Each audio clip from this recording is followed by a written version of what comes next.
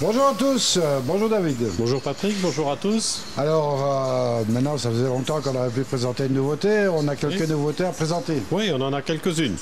On peut commencer par une gamme, il y a une partie de la gamme qu'on a déjà depuis un petit temps et une partie de la gamme qui est beaucoup plus récente. On est chez Reef Factory où on trouve pas mal de produits. Alors ce sont tous des produits qui sont connectés, c'est-à-dire via Wi-Fi et une application sur smartphone ou sur tablette où on a beaucoup de possibilités, que ce soit pour les éclairages, bon évidemment programmation de la couleur, programmation de la durée, de l'éclairage, enfin, il y a un tas de possibilités.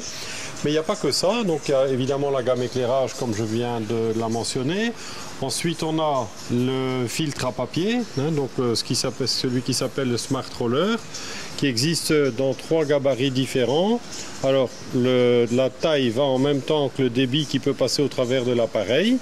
Et évidemment, au plus vous prenez l'appareil entre guillemets surdimensionné, au moins il y aura tendance à consommer du papier. Donc c'est important pour des gens qui ont des aquariums qui sont fort chargés, où il y a tendance à avoir plus de sédiments, c'est-à-dire beaucoup de poissons, beaucoup de nourriture entre autres, de prendre un modèle qui sera plutôt un peu surdimensionné plutôt que de le prendre sous-dimensionné. Donc les 3 dimensions. Le principe est un peu le même que pour les systèmes à papier qu'on a déjà sur le marché depuis un petit temps. C'est qu'on a évidemment la descente d'arrivée d'eau. Donc ça doit se placer dans la décantation sous l'aquarium. La descente principale d'arrivée d'eau vient dedans. Le papier que vous voyez là retient les sédiments et empêche ceux-ci de passer. Donc on a une très bonne filtration mécanique. Une fois que le papier est suffisamment bouché que pour faire changer le niveau d'eau à l'intérieur, le petit capteur le détecte et met en route le moteur qui en fait vient enrouler un peu à la fois le papier qui est sale. La seule chose qu'on a là-dessus comme entretien, c'est de changer à temps le rouleau de papier pour faire en sorte qu'il puisse évidemment continuer de faire son boulot de manière automatique. Si jamais c'est pas fait de manière, je dirais, régulière, qu'est-ce qui se passe si c'est pas arrivé d'accident? Souvent les gens nous posent la question, oui mais qu'est-ce qui se passe si en fait il peut rien arriver, il y a bien sur le côté un débordement de sécurité qui est prévu, donc il peut absolument rien arriver. Si vraiment il est colmaté, même si vous le débranchez, qu'est-ce qui se passera? Dès que l'eau ne peut plus passer suffisamment au travers du papier, elle va passer sur le côté et repartir vers le reste de la décante. Bon, on obtient quand même une filtration très fine, hein. Oui. Avec un filtre à papier, on arrive à une décantation de 5 microns.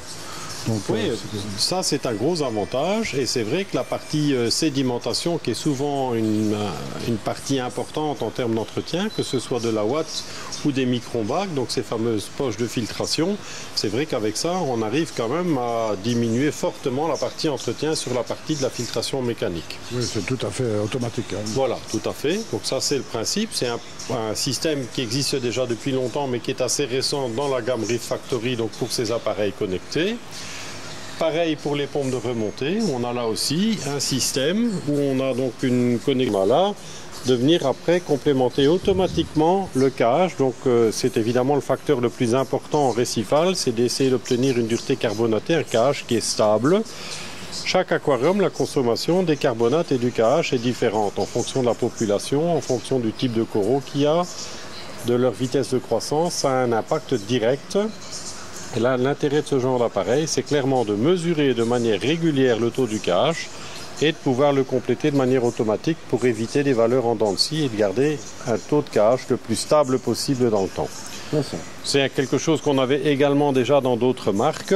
C'est nouveau chez eux, enfin c'est plus récent chez eux. Donc ça, c'est des appareils déjà un petit peu plus évolués. Et on a toute une gamme de produits qu'on a là par contre déjà depuis un peu plus longtemps. On a par exemple un système de thermostat, donc soit le thermomètre, soit le thermostat, c'est-à-dire soit celui qui fait que mesurer, soit celui qui contrôle un appareil qui peut être un chauffage ou un groupe refroidisseur. Il permet de faire les deux, toujours avec une fonction alarme, toujours le système connecté via le smartphone, avec des nombreux avantages, c'est-à-dire qu'on peut demander à être informé quand il y a un dépassement de température dans un sens ou dans l'autre, et donc de créer des alertes, ce qui est quand même intéressant. Même histoire pour le pH mètre. Donc là, on a un appareil qui mesure en permanence le pH et qui peut donc commander une électrovanne, par exemple, pour l'ajout de CO2, ou pour la commande automatique, par exemple, d'un réacteur à calcaire. À ce moment-là, l'électrode, qui mesure, on ne la met pas dans l'aquarium ou dans la décante, on la met sur le réacteur à calcaire, ce qui permet de faire en sorte d'avoir toujours le pH au niveau voulu Je prends un exemple, un réacteur à calcaire, il fonctionne quand on est entre 6 et 6,3 de pH. Dès que vous approchez les 7 de pH en réacteur, il n'y a plus suffisamment d'acidité que pour dissoudre le granulat et à ce moment-là, le réacteur ne marche plus. Ça, c'est l'intérêt du pH mètre. Le TDS mètre, ben là, évidemment, c'est pour la conductivité. Ça permet évidemment d'avoir une vue permanente sur la conductivité. Et pareil pour la salinité. Donc c'est quand même une gamme qui est maintenant assez complète, assez évoluée. On a aussi des pompes doseuses, simples canaux. Donc ça c'est en fait ici par exemple des modèles de construction assez robustes qui peuvent être utilisés par exemple pour commander l'alimentation en eau d'un réacteur à calcaire. Ensuite vous avez des pompes doseuses, par exemple ici 3 canaux pour l'ajout automatique de différents produits. Ça peut être des carbonates pour celui qui n'a pas de réacteur à calcaire, ça peut être du calcium, ça peut être du magnésium, voire même de la nourriture dans certains cas. Nourriture sous forme liquide, à base de plancton par exemple, tout ce matériel le permet. Donc on peut résumer ça comme ça, il s'agit d'une gamme de matériel assez innovante, connectée, qui permet aussi de recevoir des alertes, comme je disais, en cas de problème, tout ça. Donc c'est quand même des choses intéressantes, où on a la gamme qui va continuer à évoluer. Ils ont déjà pas mal de choses et de ce qu'on a pu entendre récemment, ils ont encore pas mal de projets à venir. Eh ben, c'est très bien tout ça. Ouais, c'est des choses qui sont innovantes et qui apportent un plus. Aujourd'hui, beaucoup de clients sont demandeurs de cette connectivité, d'être prévenus quand il y a un dépassement de valeur, que ce soit température, pH ou autre. C'est quand même des instruments qui permettent de le faire. Exactement. Voilà, donc ça c'était pour la partie Reef Factory.